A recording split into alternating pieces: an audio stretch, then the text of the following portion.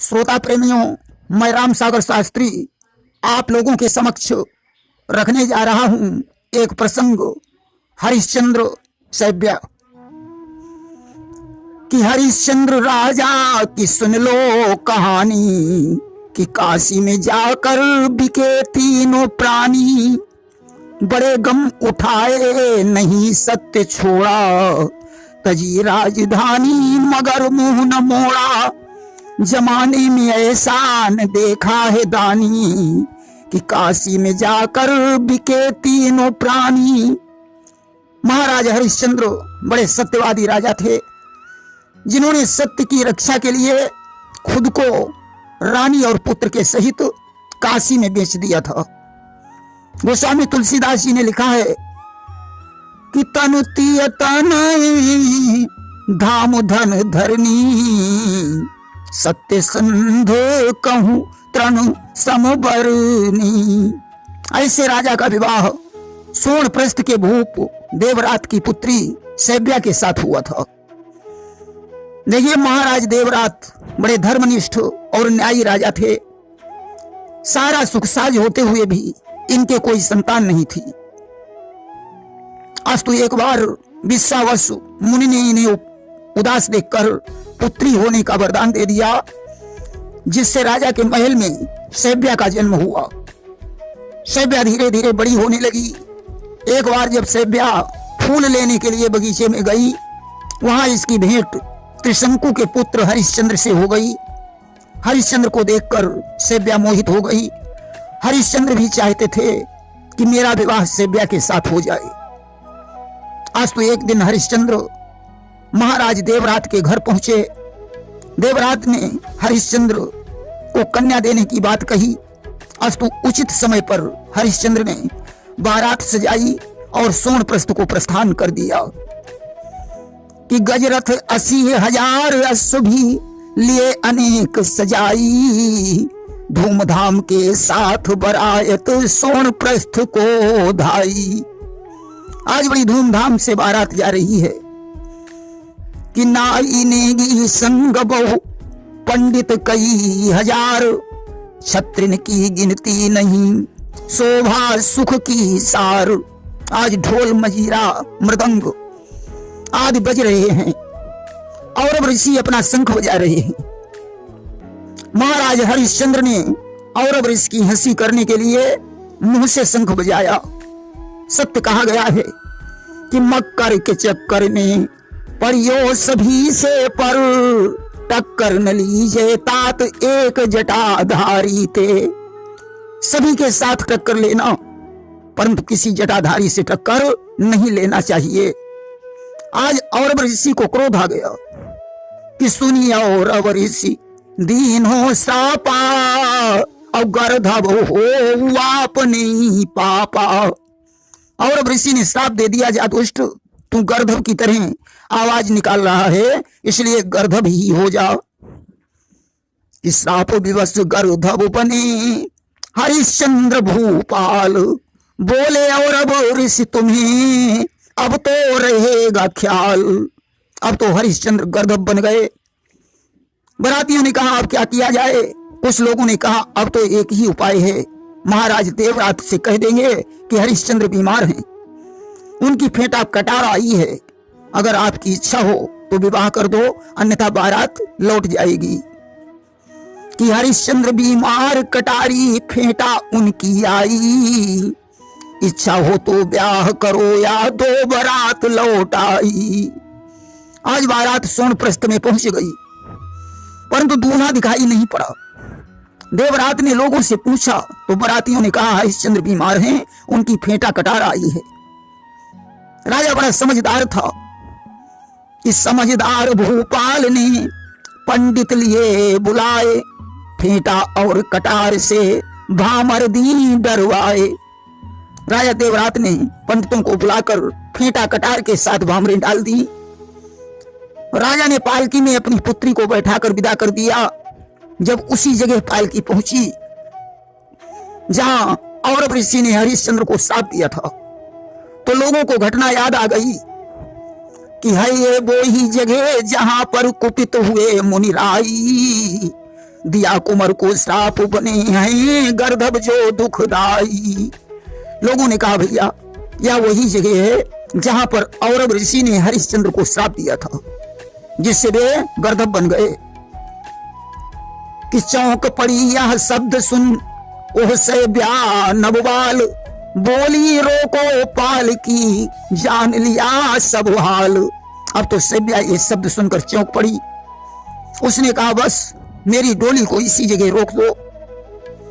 कि डोली लई रुकाए पड़ी गर्दभ के चरणन जाई, बैठी दिल को थाम नीर नयनों से रही बहाई। डोली से उतरकर सैब्या गर्दभ के पास पहुंची। उसने चरणों में प्रणाम किया और बोली आप सभी लोग चले जाइए, मैं इसी जगह ठहर कर अपने स्वामी की सेवा करूंगी। कि लोग गए निज धाम सुंदरी बैठी नेह लगाई, उसी समय की बात गए और अब ऋषि बन से आई।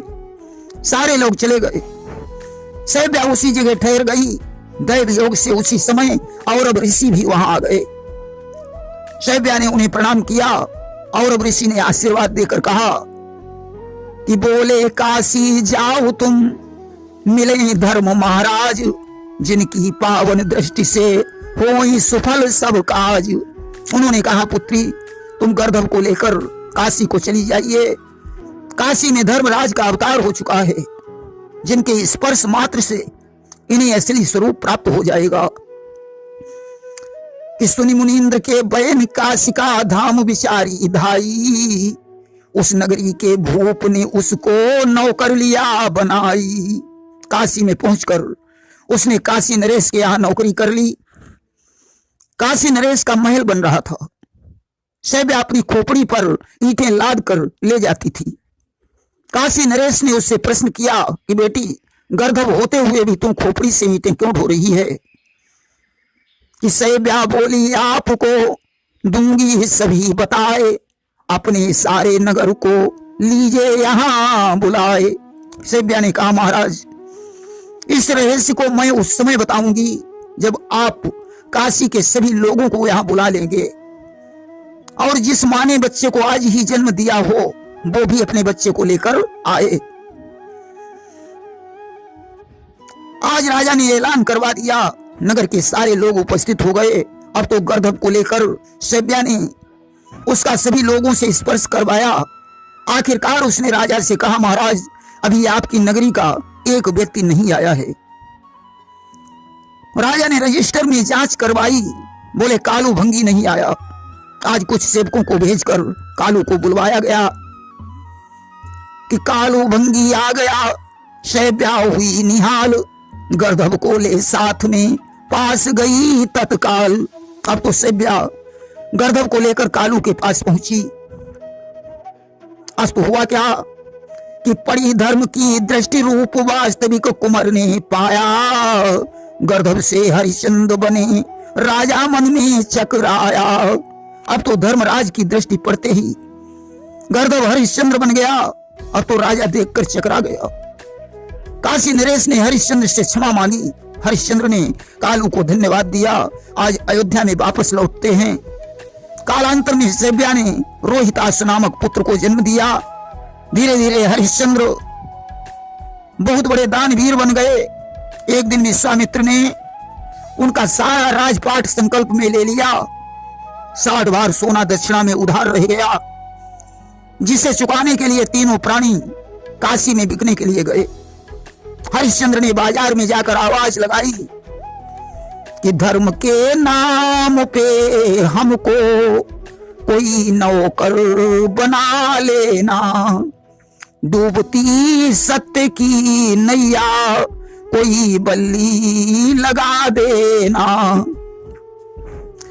अदा करना है मुनिवर का हुआ जो कर्ज है मुझ पर, दया का भाव दिखला कर कोई लज्जा बचा लेना। आवाज सुनकर कालू आ गया। हरिश्चंद्र ने मन ही मन उसे प्रणाम किया। बोले महाराज अपने उपकार का बदला मुझे सेवक बनाकर चुका लीजिए। कालू ने 20 बार सोना निकाला। हरिश्चंद्र को खरीदने के लिए तैयार हो गया। तभी रानी ने कहा, नहीं महाराज, पहले मुझे बेचो, इसके बाद में आप बिक सकते हो, क्योंकि इस देह पर सिर्फ आपका ही अधिकार है। उसी समय एक पंडित जी आ गए। उन्होंने 40 भार सोना देकर रानी और पुत्र को खरीद लिया। इसके बाद हरिश्चंद्र को कालू ने खरीदा। विश्वामित्र को 60 भार सोना दे दिया गया। रानी और पुत्र पंडित के घर चले गए। हरिश्चंद्र मरघट की रखवाली करने लगे। आज विचार करते हैं कि आज हम मरघट के वासी हो गए, आज हम मरघट के वासी हो गए, कौन सी गलियों में आकर खो गए। हाथ में मेरे कभी धनु बाण था, आज हम लाठी के साथी हो गए, आज हम मरघट के वासी हो गए। सज्जनों, एक दिन की बात है, रोहितास पूजा के लिए फूल तोड़ने उपवन में गया। वहां उसे सर्प ने काट लिया और उसकी मृत्यु हो गई। कि गया फूल लेने को रोहित दुलारा, चमन में उसे सर्प ने दंश मारा। मरालाल की मौत ने बेईमानी, कि काशी में जाकर बिके तीनों प्राणी। हरिश्चंद्र राजा की सुन लो कहानी, कि काशी में जाकर बिके तीनों प्राणी।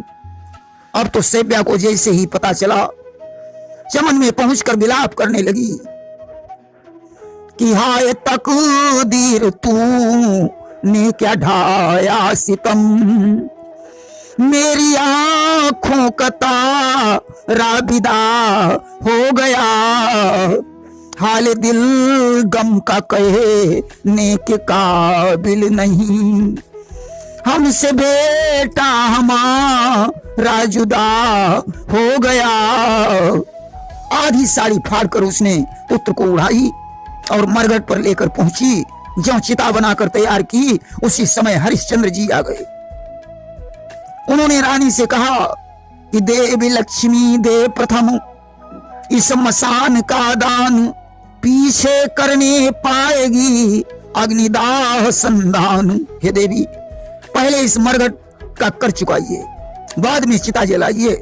सेव्या ने आंखों में आंसू भरकर कहा, स्वामी कि मांगो कर इधर न आंखें कर लो छाती पहले पत्थर, पर सोच समझ कर कहो नाथ, क्या रखा है दुखियारी पर।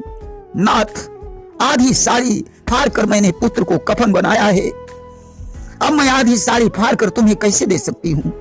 हरिश्चंद्र ने कहा, देवी ये अंतिम परीक्षा है, कुछ भी करके तुम्हें सत्य की लज्जा बचानी होगी। आज आधी में से आधी साड़ी फाड़ने के लिए जैसे ही सेव्या तैयार हुई, भगवान विष्णु प्रकट हो गए। उन्होंने कहा, देवी तुम्हारे सत्य धर्म की परीक्षा पूरी हो चुकी है। रोहितास को जीवित कर दिया। सेव्या और हरिश्चंद्र को विमान में बैठाकर स्वर्गधाम को चले गए। किसी कवि ने सत्य कहा है